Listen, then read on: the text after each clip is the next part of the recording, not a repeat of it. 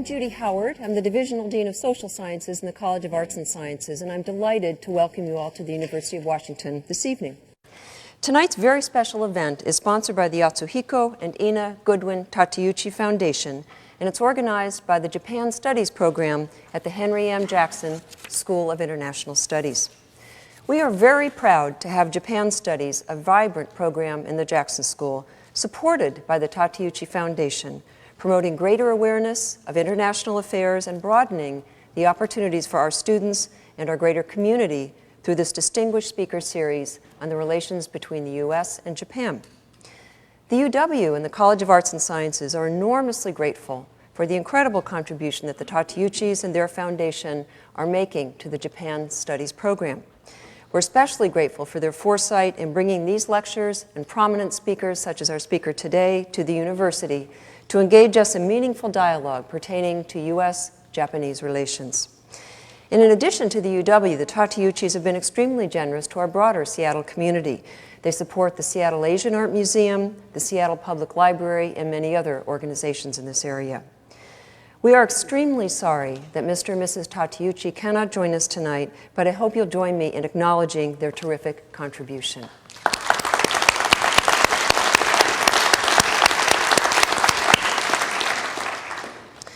We are very honored tonight to welcome Toyoo Gyohten as tonight's distinguished speaker for the third annual Tateuchi Lecture.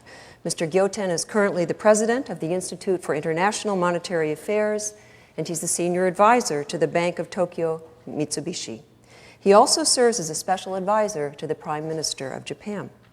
During his illustrious career, he served in the Japanese Ministry of Finance for over 3 decades. He was a visiting scholar at Harvard and Princeton, and he also served as chairman of the Bank of Tokyo. Now, before we get underway, I would like to take just a moment to say a few words also about the Jackson School. The Jackson School is absolutely critical to the mission of the College of Arts and Sciences and the university.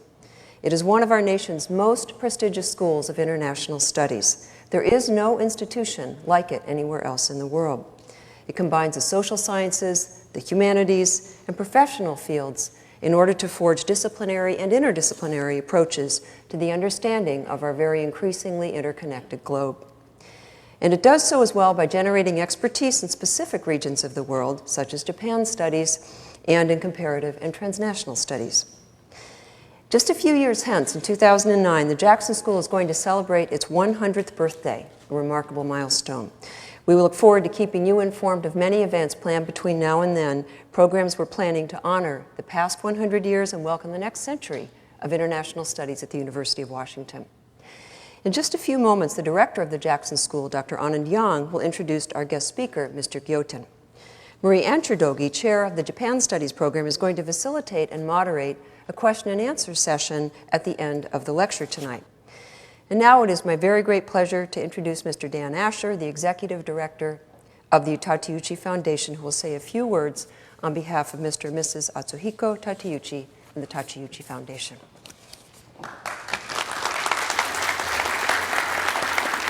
I'm pleased to welcome you here today.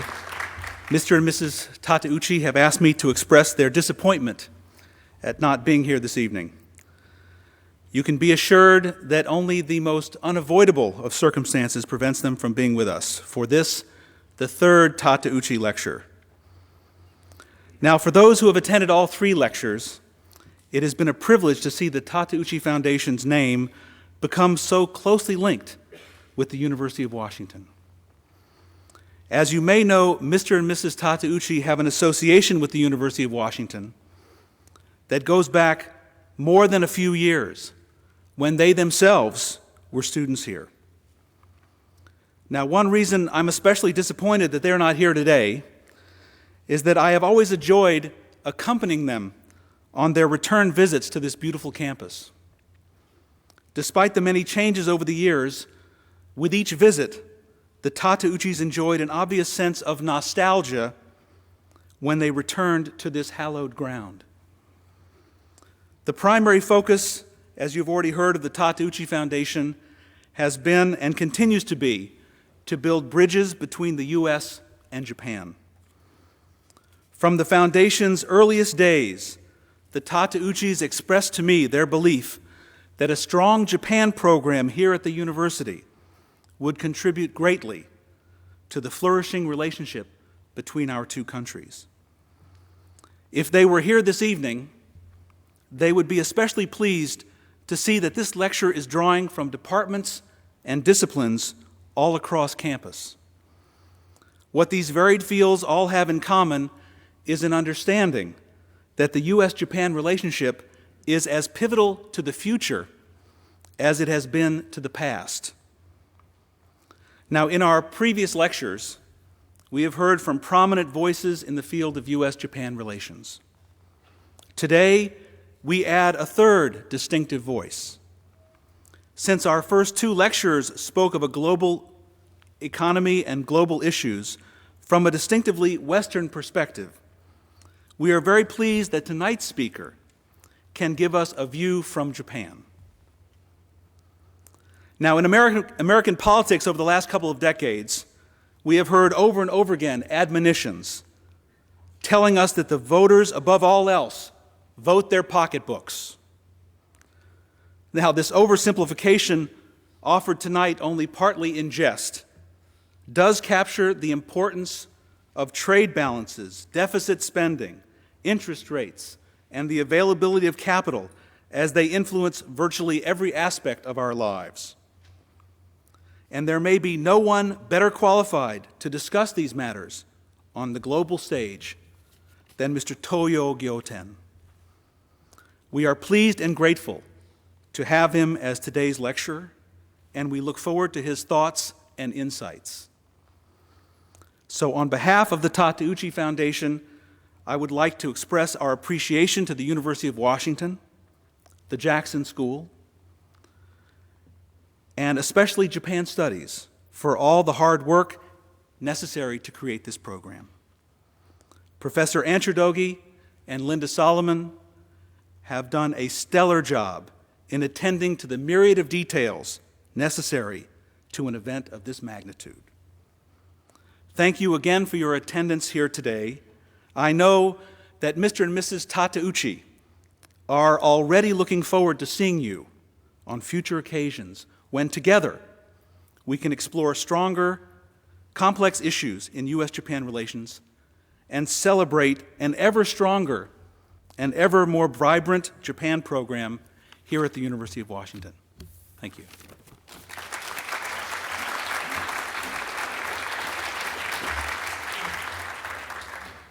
As Dean Howard and Dan Asher have said before me, we can't think of a better qualified person than the 2006 Tateuchi Distinguished Speaker, Toyoo Gyohten, to address the topic of the changing dynamics of U.S.-Japan relations, stability during turbulent global economic change.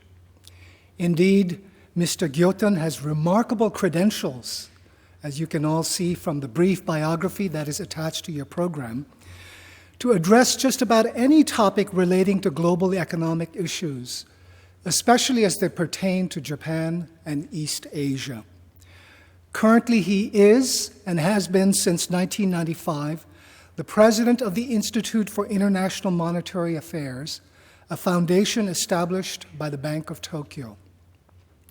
In addition, he is a special advisor to the Prime Minister. Given what Mr. Gyohten has stated publicly in his writings about the Asian financial crisis of the 1990s, the dramatic surge of the Chinese economy, and the recent stagnation of the Japanese economy, as well as the candor with which he always speaks, I'm sure meetings with him are always lively affairs.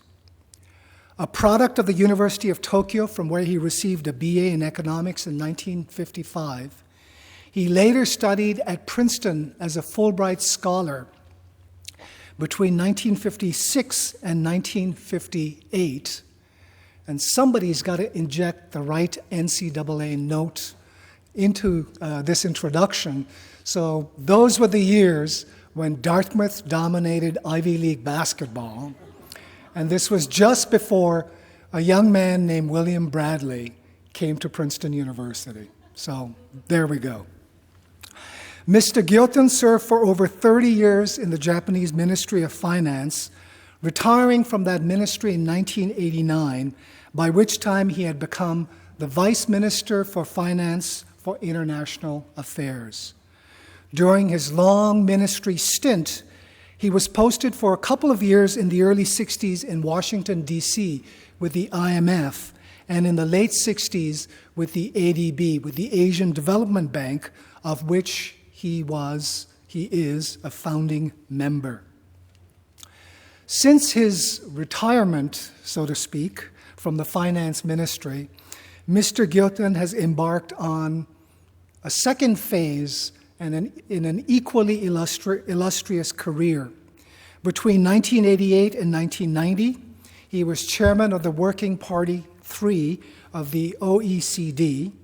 For a couple of years, he moonlighted as a visiting professor at Harvard, at Princeton, and at the Swiss-based university, St. Gallen's. Then in 1991, he joined the Bank of Tokyo and was elected as its chairman in 1992, subsequently becoming its senior advisor when it merged with the Mitsubishi Bank in 1996. The astonishing breadth and depth of Mr. Gyohten's experiences and expertise is also evidenced by his involvement with various financial and economic institutions, including the Bretton Woods Committee, the East African Development Bank, the Aspen Institute, the Group of 30, and the Trilateral Commission. Last but not least, Mr. Gyohten is co-author with Paul Volcker, the former chairman of the Board of Governors of the Federal Reserve Bank, of the 1992 book entitled Changing Fortunes, the World's Money and the Threat to America's Leadership. Mr. Toyoo Gyohten, please.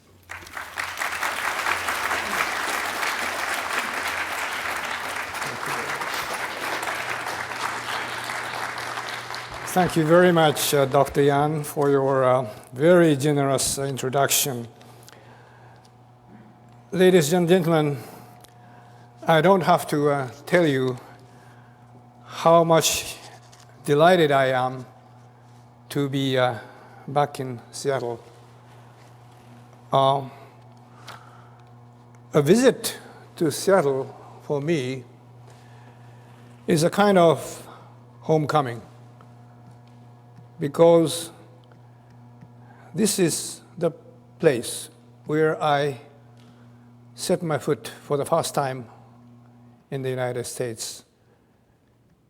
50 years ago, in 1956, I landed at the harbor of Seattle after crossing the Pacific on a boat.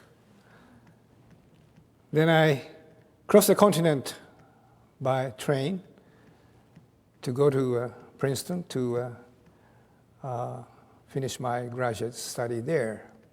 Well, I can talk about those fond memories for long, but this is not the time for that. But I have to say that this time I was very fortunate to be in Seattle on a very special day when Mariners made its first victory over Angels, to which Japanese player made some contributions. I'm very happy to hear that. Well, thank you very much, particularly Tateuchi Foundation and University of Washington for arranging this very precious opportunities for me. After I came to Seattle for the first time 50 years ago, in different capacities, I kept observing the evolution of the US-Japan relationship. I saw many events, some happy, some less happy, but I believe strongly that on the whole, the US-Japan relationship in the post-war period can claim to be one of the most successful bilateral relationship in the modern history.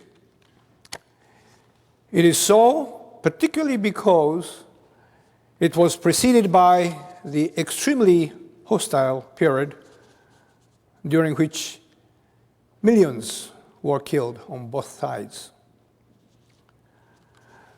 During the first quarter century after the war, namely from 1945 to the demise of the Bretton Woods monetary regime in early 70s, the relationship between us was maintained and developed based upon two premises. First, the US granted Japan free access to the American market and supported Japan's economic recovery and development.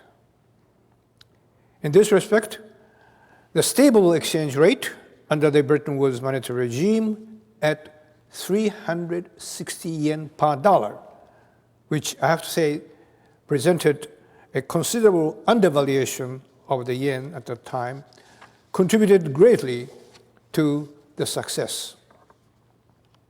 Second, on the part of Japan, it accepted the role of a faithful follower as a non-military partner of the American leadership in the regional and global affairs. The complementary combination of these two premises worked well for both countries.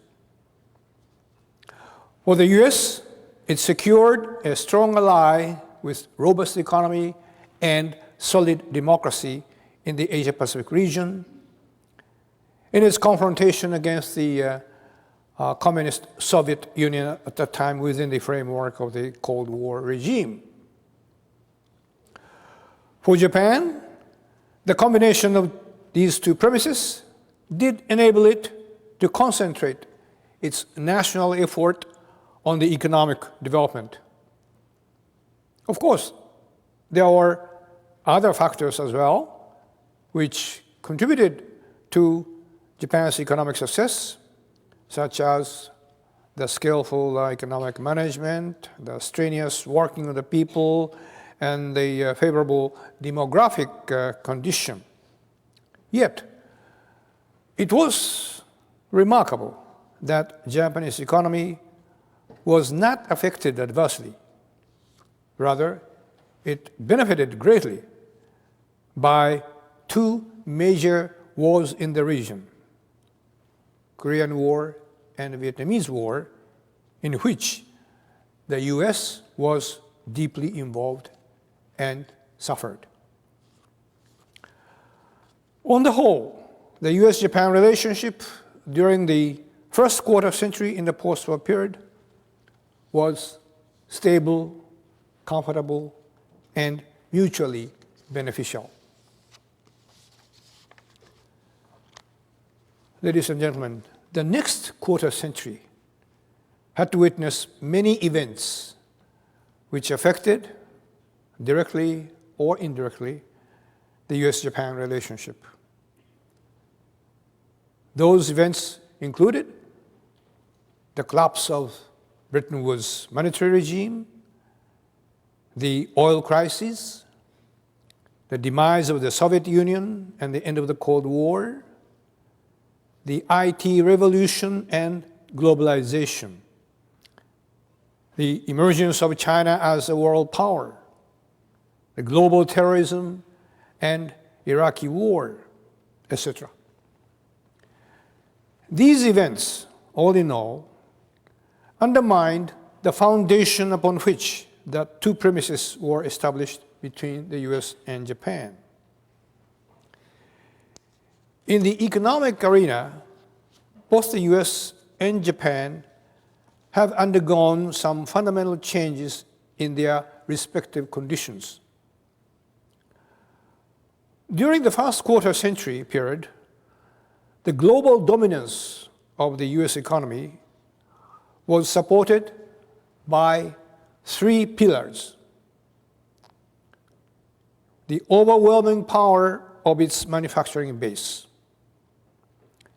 the strong and guaranteed value of the dollar, and its role as the bastion of free trade. In hindsight, one can argue that, in a sense, during the Bretton Woods monetary regime, the US did support the world economy at its own sacrifice. With its overvalued dollar and its big and easily accessible market, the US has encouraged and supported the development of its potential competitors: Japan, Germany, East Asia, etc. And the continuation of this situation has indeed helped shape economic structure in both the United States and its competitors. With the risk of oversimplification, I would argue that the US economy has gradually transformed itself to a consumption-driven and service-oriented economy.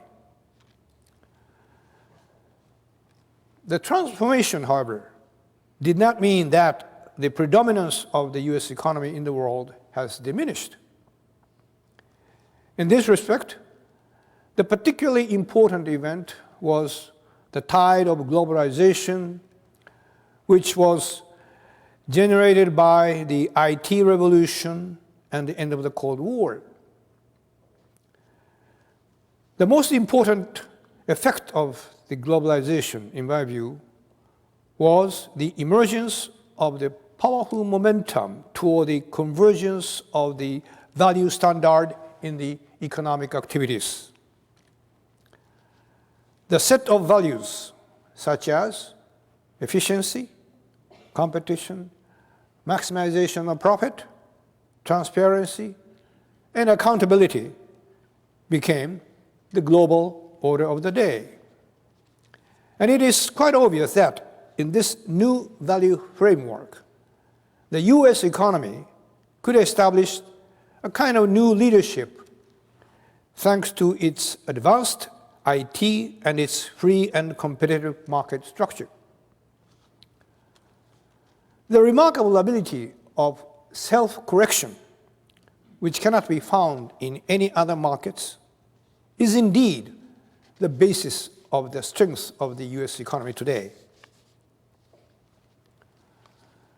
The Japanese economy also experienced the period of a fundamental transformation. During the cheap yen period under the Bretton Woods monetary regime, Japan established industrial structure which was heavily export-oriented, particularly in the line of products directly competing against American products such as steel, auto, electric appliances, and semiconductor. It inevitably aggravated the trade friction between two countries. But the collapse of the Bretton Woods monetary regime and the oil crisis meant the end of the cheap yen and the low cost for the Japanese economy. During 15 years from 1972 and 87, the yen strengthened 3 times vis-à-vis the dollar. Particularly after the Plaza Agreement in 1985, the yen's value vis-à-vis the dollar almost doubled in a matter of 2 years. The situation dealt a severe blow to the Japanese industry. The annual growth rate of the nominal GDP, which was maintained between 15 to 20% during the 60s and 70s, was reduced to 5 to 10% during the 80s.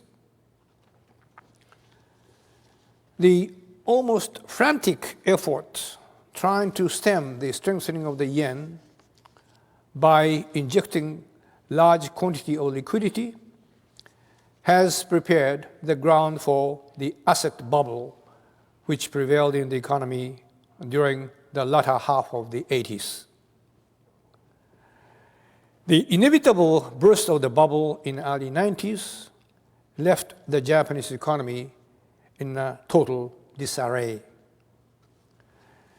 It deteriorated badly the balance sheet of the corporate Japan. Banks were loaded with bad loans, which at the peak time amounted to 15% of the total loan asset. Corporations were burdened with excess debt, excess employment, and excess capacity. The business and consumer confidence fell to the lowest point. The economy sunk into a serious state of stagnation, which lasted for more than a decade. Well, I recall in those days, some of my American friends who are triumphant with the hegemonic power of the US in the globalized economy thought the Japanese economy was finished. The sense of admiration and envy was replaced by pity and disdain. The turning point came in 1997, when the near collapse of the financial system awakened Japan to the seriousness of the danger it was faced with. Japan realized that the problem of banks' bad loan must be solved, and in order to survive in the globalized competition, Japan must reform its style of corporate governance and its business model. Above all, the whole society realized that the decades-old and once successful process of the policy formulation and the decision-making, which was built upon a collusive collaboration between political party, business interest, and bureaucracy, ran out of its life and need to be overhauled.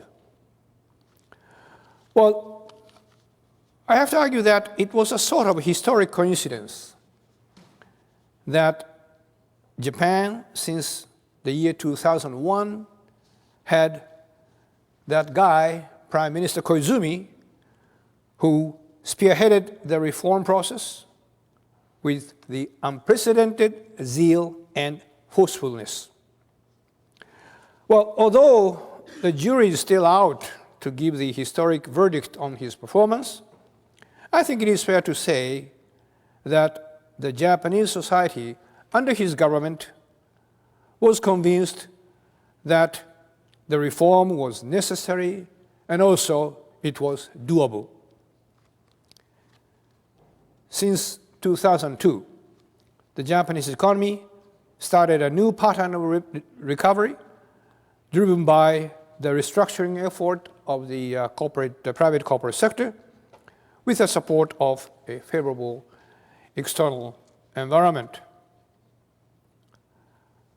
Thus, during the last quarter of the 20th century, both the US and the Japanese economy have undergone a fundamental and far-reaching change.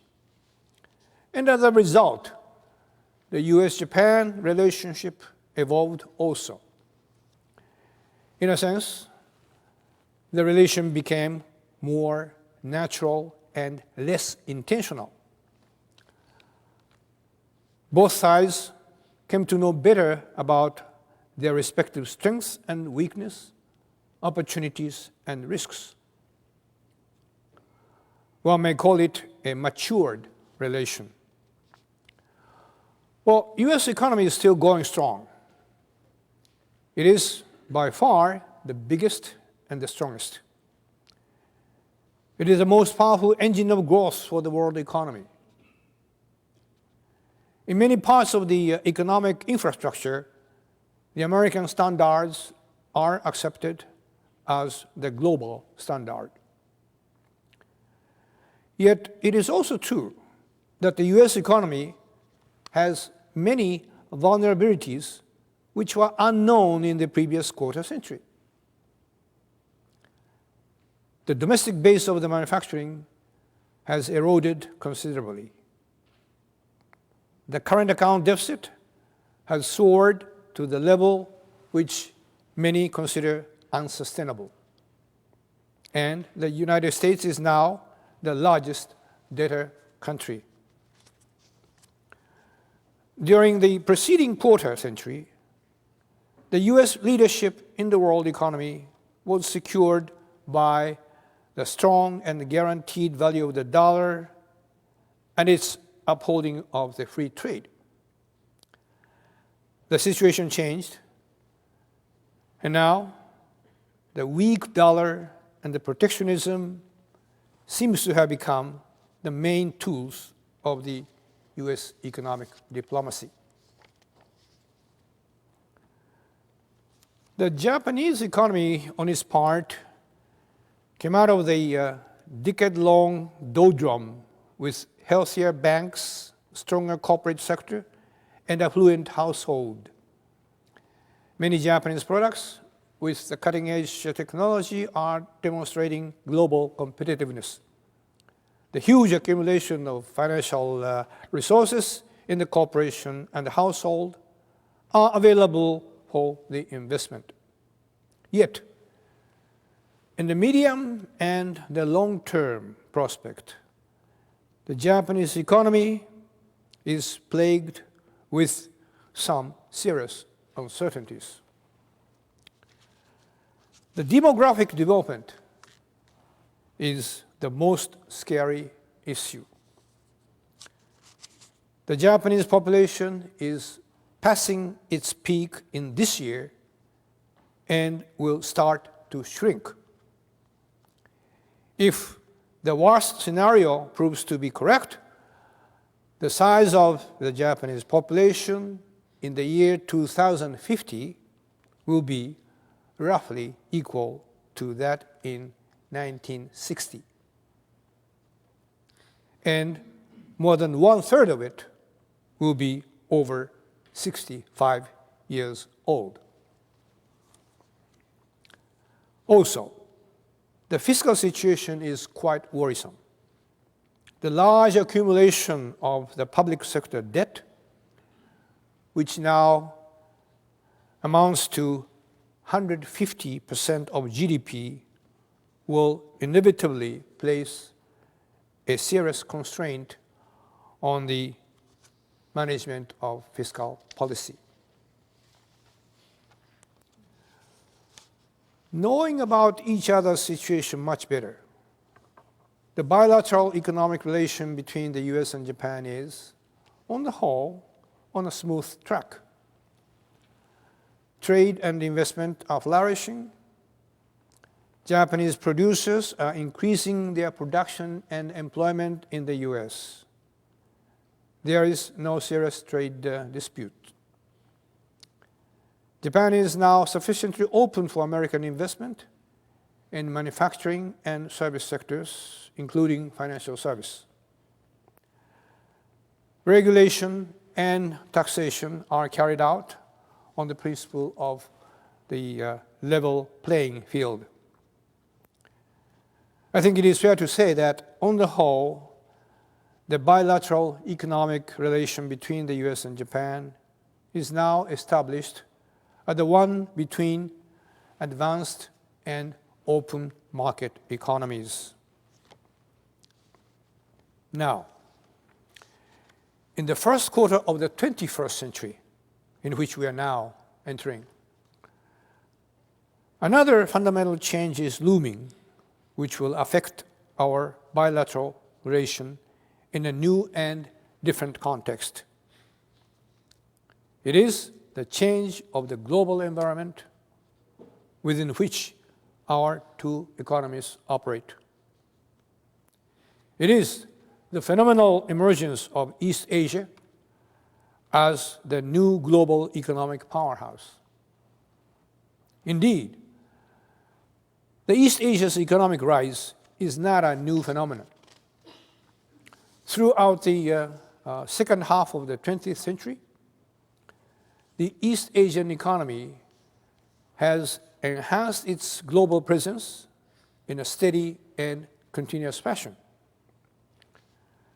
And the outstanding feature of this development was that it was led by different forerunners in succession.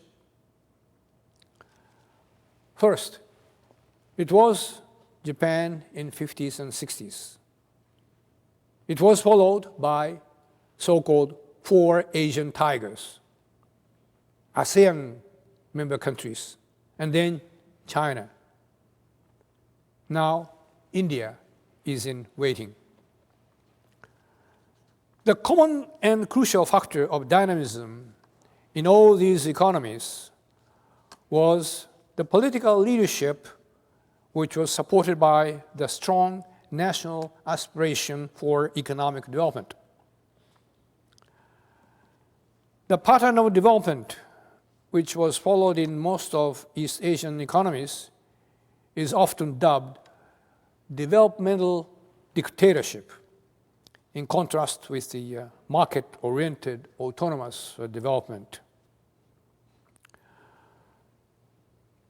It cannot be denied, for sure, that the developmental dictatorship did produce impressive results if and when certain conditions were met. However, when the developmental dictatorship has outlived its validity, it left serious distortions in the economic structure, the correction of which required a large amount of time and effort. The 1997 Asian financial crisis was prompted primarily by the flawed banking supervision and the deteriorated balance sheet of banks, which were, incidentally, byproducts of the developmental dictatorship policies followed in those countries. It should also be pointed out, however, that the crisis was precipitated by the incessant and obstinate prodding by the US Treasury and the big banks to liberalize the capital transactions in these countries. Well, I have to argue that in hindsight, the American crusaders of the globalization at that time failed to understand the vulnerability of small Asian economies when they were faced with the onslaught of speculative capital and the need of a well-sequenced program of capital liberalization. Well, anyway, the Asian crisis of '97 left East Asian economies with a deep scar and a lot of regret, remorse, and bitter lessons. It was rather natural that after the crisis, in the process of recovery, the idea of a regional economic cooperation came to attract a strong interest and enthusiasm within the region. One reason was that East Asian countries came to realize the need of enhanced collective defense mechanism against financial crisis. There was a wide recognition of the need of regional financing facilities, the efficient bond market, and the exchange rate stability, all of which require closer cooperation on a regional basis. Another reason of this stronger enthusiasm in regional cooperation was that East Asian countries after the crisis, tried to recover by promoting exports and by attracting foreign direct investment. Such efforts have encouraged the intra-regional competition. And it was obvious that China has emerged as the indisputable winner in this competition. China maintained renminbi's exchange rate pegged to the dollar at undervalued level. The unlimited supply of cheap and hard-working labor force, the aggressive incentive provided to foreign investment, the bold measures of deregulation have all contributed to the explosive expansion of the manufacturing industries in the export sector. In the matter of a few decades, China established itself as a major producer of many consumer goods. And China's phenomenal development has ignited the economic engine of the entire region. The intra-regional trade and investment have grown rapidly. The network of production chain expanded throughout the region. De facto integration of the East Asian economy can be verified by several important indicators. The ratio of the intra-regional trade in East Asia is now over 50%, which is comparable to the level in European Union and NAFTA. The level of complementarity between exports and imports has also reached the level in other regions. The level of the intra-industry division of labor within East Asia is still below that of the European Union, but is catching up rapidly. The important aspect of this process of integration is that it was not promoted by the governmental cooperation through the institutionalized mechanism. Rather, it was by the autonomous dynamics of the market force. Well, in sum, East Asia today is developing as a huge integrated manufacturing center where the inter-process division of labor is well established. Countries like Japan, Korea, Taiwan are producing and exporting variety of high-grade industrial materials, parts and components to countries like China, Vietnam, Thailand, Indonesia, where these components are processed in the form of final products and are exported to the markets outside of the region. In other words, East Asian countries are no longer competing each other in the export of low-value added general-purpose products. Instead, they are complementing each other in the regional chain of the manufacturing network. Now, what implication with the East Asian development as such have on the future of the US-Japan economic relationship? As I said, the US-Japan economic relation today is operating quite comfortably without elements of serious friction and confrontation. However, we have to be watchful against the development taking place in the environment surrounding each of us.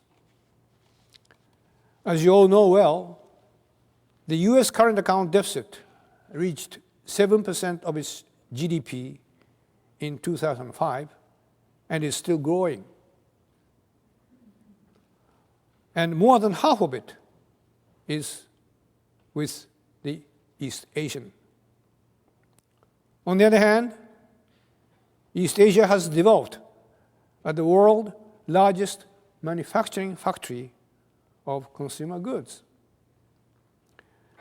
The important point is that the role of the US in this respect is the end buyer of the goods produced in the factory.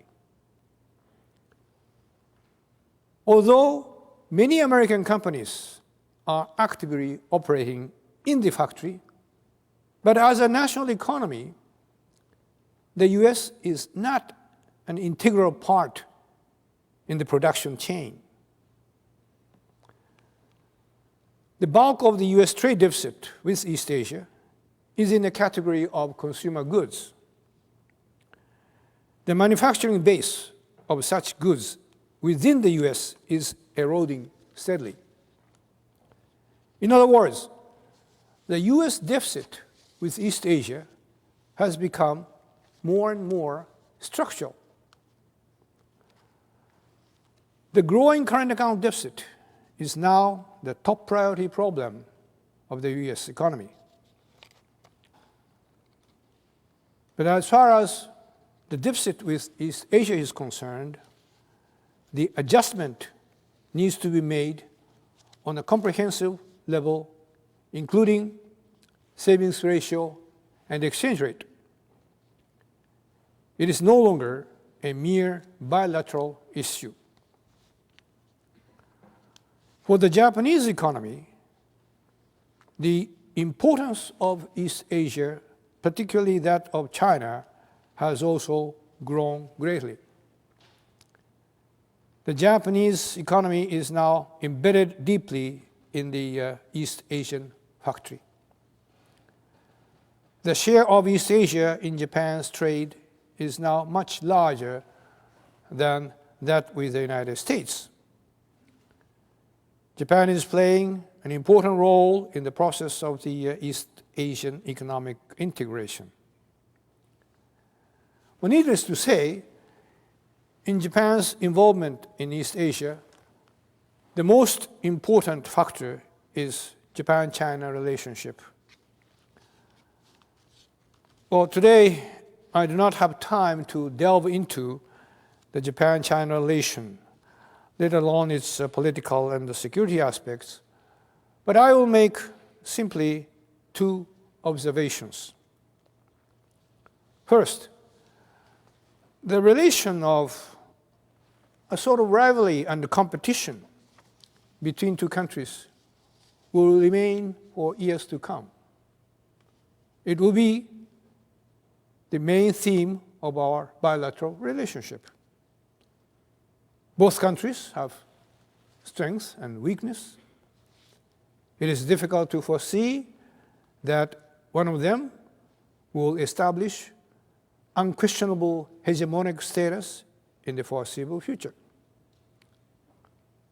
But second, it should not be forgotten that Japan and China are two countries which have maintained the world's longest bilateral relationship extending over 2,000 years. We fought many times and killed each other, but at the same time we enjoyed the richest interaction in our cultural, religious, personal exchanges, etc., etc. Our relation must be viewed and appreciated in a time-honored historical perspective. In the near future, however, Japan has to deal with this dichotomy between economy and ideology. In coming years, for Japan, the importance of Eastern Eurasia, which include China, Russia, Korean Peninsula, and Indo-Chinese region, will increase to a crucial level in terms of production, trade, investment, energy, and environment. Japan will find itself as its indispensable part situated on the eastern offshore of the Eurasian continent. At the same time, however, Japan is firmly committed to belong to the group of democratic countries encircling the Pacific Ocean. The leader of this group is obviously the US. And there is also strong economic relation within the group, particularly between the US, Australia, and Japan. Well, I have to confess that the long-term future of this dichotomy is still unknown. It will primarily depend upon the political development in China and Russia and their relationship with the US. Because, after all, the crux of the matter is the issue of the global value standard. In the near-term future, in any event, I suppose Japan will have to manage this dichotomy skillfully in order to preserve its best interest. Now, what should Japan and the US do in the new environment as such?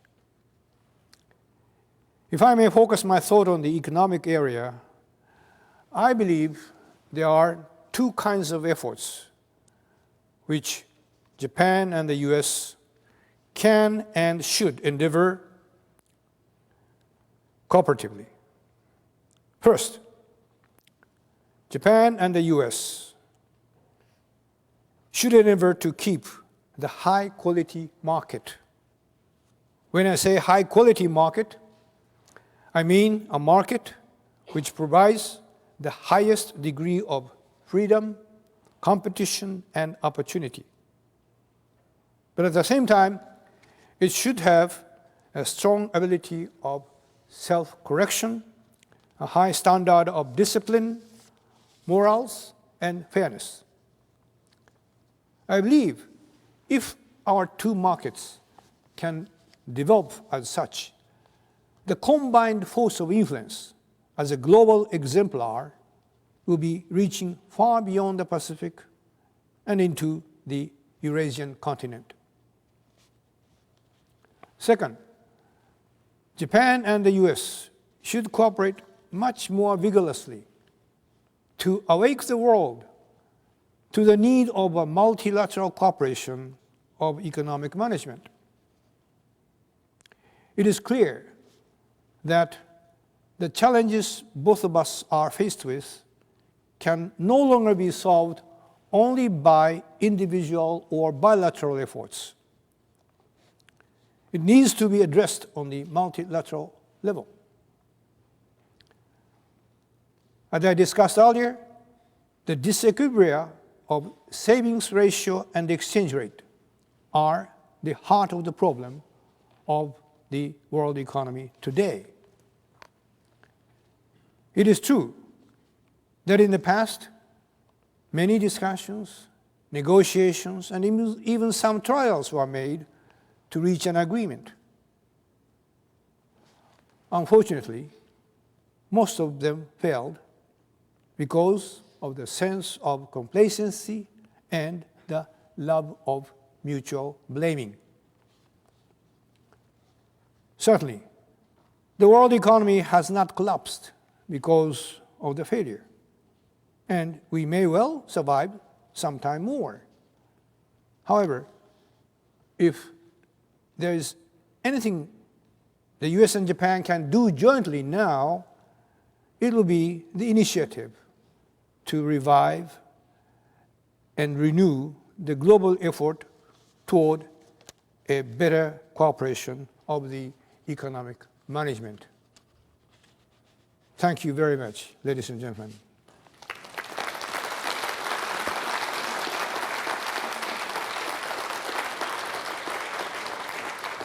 Well, I'll just go ahead and start then. You talk about a U.S. standard that has become a sort of global standard. You use the word value standard. That is a standard that focuses on maximizing efficiency, profitability, transparency, and accountability. We in the US think this is sort of the best way of organizing capitalism. I'm wondering if you could comment on how Japanese or Chinese or Indian leaders view this so-called global standard and whether you think this standard will survive over the long run. I'm sure that Asian leaders, do accept, or they are forced to accept, that these value standards are the one which will prevail in the global market in coming years. They know it by the fact that American markets, American corporations are, doing the best. However, if I may add, the fact that those Asian leaders will accept these standards as their own global standard, I don't think that will mean that they are doing it willingly or happily. On the other hand, they suspect that, accepting these so-called global standards may mean that the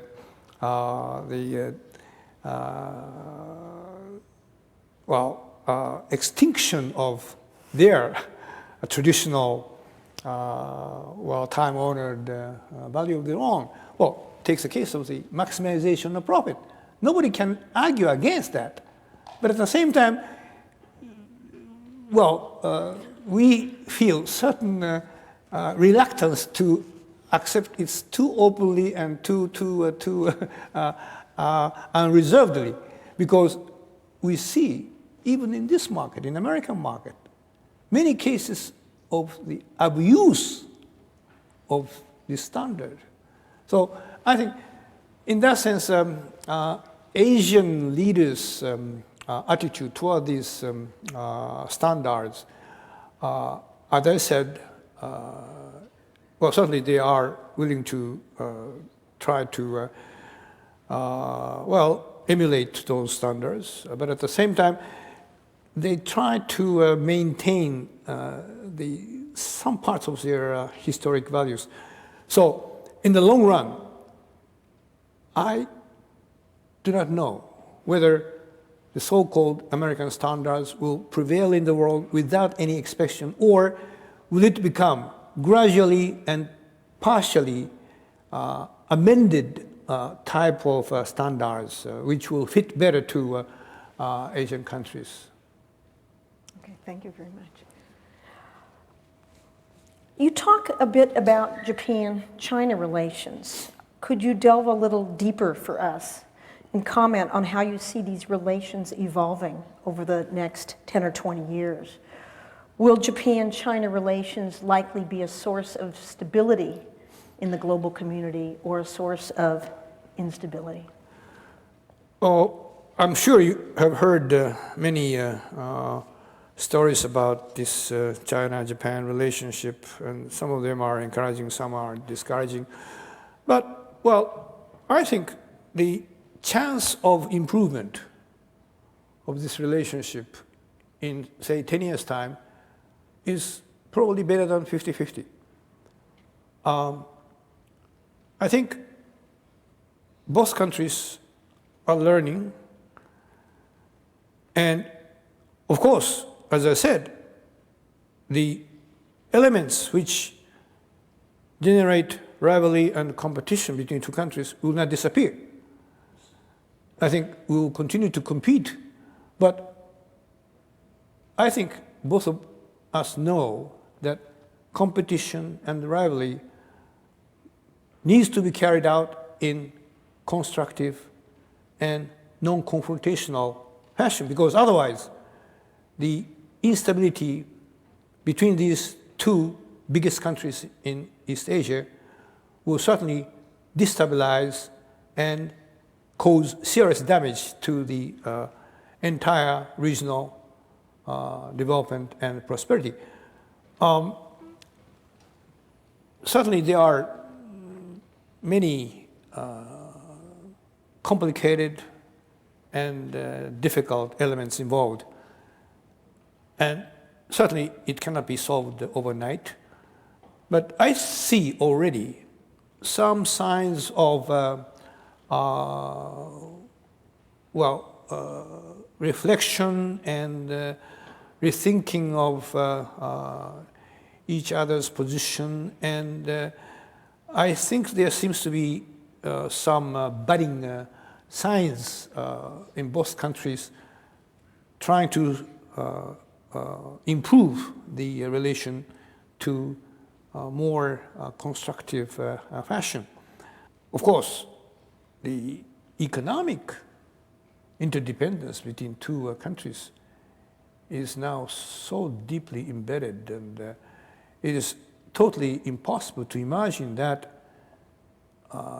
neither of us can sever this relationship because of other factors which could be solved otherwise.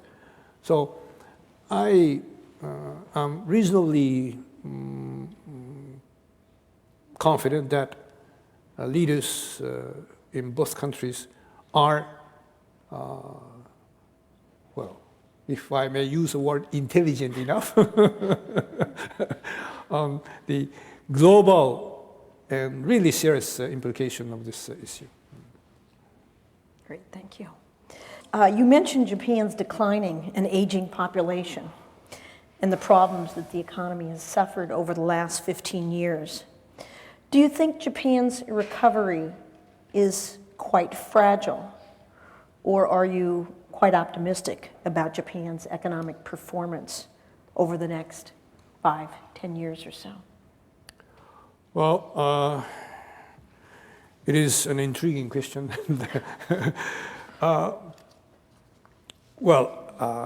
I think certainly the current recovery of Japanese economy has two sides. One very solid and positive, other does reflect certain uncertainties in the future. On the positive side, I think the structural changes which have taken place in Japan, particularly in the corporate sector and in the government sector, in my view, will have a far-reaching and a long-term effect on Japanese recovery, which will not go away. I think those changes, reforms are irreversible now. So in that sense, I think current recovery is, in that sense, a solid one. But at the same time, I have to confess that it is still true that those reforms are not complete yet. In many areas, for instance, in the area of deregulation, there are still many areas which are left unreformed. And as you can imagine, there are still strong so-called vested interest groups who will, continue to resist against those reforms. And as I said, or I haven't mentioned about political situation, as you know, we are approaching the rather crucial time of political change. In September this year, Koizumi will step down, and we have to have a new leader. We don't know yet who will it be. And next year will be an election, year of election for Japan. We have two major elections. So political changes are approaching. And the point is whether those political changes will be favorable, beneficial to the continuation of these reform efforts, or it will turn out that those changes will be somewhat adverse to the reforms. Of course, I believe the public sentiment in Japan today, which favors continuation of reform, will not go away, And therefore, personally, I believe that the change of the leader and outcome of the election next year will not hinder the continuation of the current recovery. But certainly, this is one element of uncertainty, and we will not know the answer until next year. You talked about Koizumi coming into office in 2001 at the same time that Japanese leaders were realizing that Japan needed to make some very serious changes in their banking and corporate systems. What do you see as Prime Minister Koizumi's primary accomplishments? And do you think his likely successors will be more pro-reform or less pro-reform than he has been? As I said, there are, well, many people in Japan who admire Koizumi's achievement, but there are also some who do not agree. But I think the most important achievement of Koizumi was the reform in political system. As you know, in the past, the decision-making and policy formulation in Japan was carried out in somewhat black box type setting, which included the LDP, their major strong men in the party, and a group of politicians in support of certain industry, and bureaucrats who also were very close to a certain group of politicians. So there was certainly collusive association. And Koizumi, in my view, has made really historic reform in this.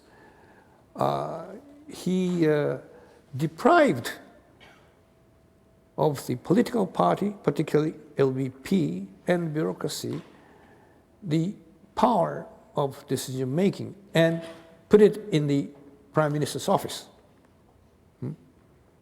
And that was really a historic change he made. Well, certainly in the past, there are many prime ministers who tried to do that, but all of them failed by the strong resistance from political people, business interests, and bureaucracies. But somehow, Koizumi has done it. I think it's almost incredible achievement on his part. Of course, in addition to that change, well, he privatized highway corporation, he privatized the postal service, he privatized some other government agencies. But on those specific reforms, as I said, I have to reserve my final judgment because there are still a large amount of details left undecided. So until we see the final settle of those privatization efforts, I cannot say. But as far as the first political change is concerned, I think Koizumi should get credit for that. And is that part of his personality, something that could disappear, or was this a major well, structural change? That is a question. The next prime minister. Every Japanese is very much concerned about these days. As you know, there are supposedly 4 candidates as his successor, all from LDP, and well, as you know, in the Japanese parliamentary system, the prime minister will be elected in the parliament by votes of the parliamentarians. So the the president of the ruling party, in this case, the Liberal Democratic Party, the president of the Liberal Democratic Party will, well, automatically become elected as the prime minister. And what will happen in September is the election of the president of the Liberal Democratic Party. Koizumi now is the president of the party as well. So his term as president of the party will expire in September. There will be election, and Koizumi declared that he will not run for the re-election. So that opens up the election for his successor. And according to their rule, any candidate must have a minimum number of supporters, votes within the party. And so I don't know exactly who will become the actual candidates for the election. The four names mentioned today are, well, to some extent by speculation, and of course, all of them have declared that they are serious about running, and well, there are all kinds of speculations favoring some and disfavoring others, but I don't know. That's why, well, the political situation in that sense is still uncertain. Now, of course, it is obvious that these four candidates do have considerable differences in their personality, in their view on international affairs, in their view on economy. So it is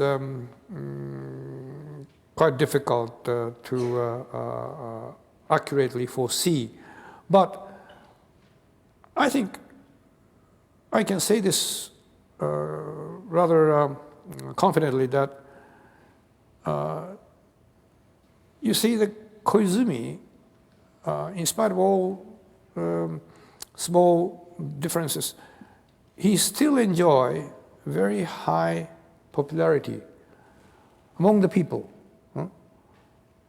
That means the people, majority of the people, do support his policy stance, particularly in his political stance on the reform process. I'm quite sure about that. So, although the next prime minister will be primarily elected by politicians, it's not a public vote like in the U.S. It's a politician's vote. But yet, I believe nowadays politicians have to be very conscious about what the voters behind them will say. They were very strongly convinced about the force of this public view during the last election. Right. So I think in making their own party president in September, the LDP politicians will have to pay much greater attention than before on the direction of the public interest. And if they see that public is still strongly in favor of the continuation of reforms process, well, they have to decide along that line. So I am reasonably optimistic that next Prime Minister will not try to nullify or amend or reverse the main line of reform process which was pursued by Koizumi so far. That is my rather wishful prediction. Maybe I'm wrong. I don't know. Could you comment on Koizumi's visits to Yasukuni Shrine? You were just talking about his accomplishments, but many people have criticized his visits to Yasukuni. Could you share your thoughts? Well, that's a very interesting question. Yeah. I like it.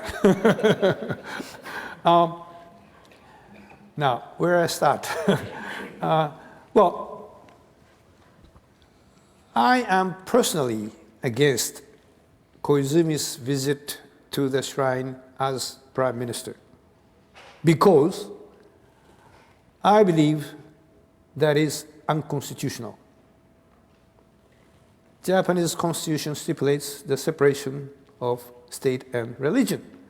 And although the shrine itself is just a private entity, to visit that religious institution in the capacity as a prime minister, in my view, is unconstitutional. But I have to mention that Koizumi himself says that it is a private visit. So but he signs prime minister when he goes. There is certain difference of views between him and myself, but I personally am against the visit. Now, if he visits the shrine as genuinely private person, I have nothing to say. Because, as you know, that shrine is a private entity, religious entity, and the point of dispute is that the 13, 14, the previous war leaders, which were verdicted as criminals in the tribunal, are enshrined there. What is meant by enshrined? Nobody knows exactly what. They are not buried there. No ashes, no bones there, but simply the shrine said that, these people are enshrined here. And back in 1970, some year, 76, I believe, the shrine, arbitrarily, if I may say so, declared that those criminals were now enshrined here too. This is the situation. And of course, everybody, including Koizumi, should know about that. And as far as shrine's argument is concerned, those people are enshrined there. Well, again, personally, I think the shrine did wrong thing. First of all, that shrine, when it was established 100 years ago, was meant to be the place where they honor those people who died in wars. But those 13 guys were not died in the war. They were executed. They were hanged. So, by definition, I think the shrine did something wrong. But I cannot, I cannot call it illegal or something like that. But I think there are some rather, in my view, non-consequential issues involved in this whole fuss. But as I said, I'm personally against the visit because I believe it is unconstitutional. Could you talk a bit about constitutional revision in Japan, along with changes recently in the U.S.-Japan military alliance? Do you think Japan will go nuclear as its close neighbors do so? Well, the amendment of Constitution is certainly on the agenda now, and there are many issues which need to be included if the constitution is going to be amended. And certainly, as one of them, the amendment of this famous Article 9 is included. And also, there are many other points which are, well, supposedly included in the possible amendment in the future, including this succession issue and provisions concerning local governments. And so I think it is certainly a time for Japan to consider the amendment of the constitution. And the concrete preparation has just started within the government. The committee was established, and they will study and, well, I don't know when they are coming up with the draft.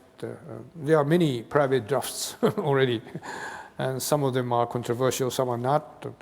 And I think the one point which attracts greatest attention on the global scale is the amendment about the Article 9. I personally think that at least the current provision are totally unrealistic now. It's said that Japan abandoned all military capabilities. That's not true. Already, Japan's defense force is in my view, in the form of legitimate defense army. So that's already against the was in the provision, and also the interpretation that the current constitution even deprives the right of self-defense is, in my view, totally unrealistic. And well, you know the history of this constitution, which is some 60 years old now. So I think it's about time for Japan to clarify those ambiguities and sources of misunderstanding and total fallacy to straighten them up. So I, in that sense, support the amendment of Constitution itself. I will not specify on each items. As to your second question, whether Japan will go nuclear, at this point, I can declare it will never happen. As far as I see the situation in Japan, I can assure you that it will never happen. I think if Japan goes nuclear, that will be the end of Japanese international presence. The role and the value of Japan, at least a part of it, depends very clearly on the fact that Japan will never go nuclear. That's my very strong belief. And I think, well, actually there is no serious argument in Japan today that we should go nuclear. Well, of course, there are always some fanatics, but yeah. Great. Well, thank you so much. Please join me in giving him a hand.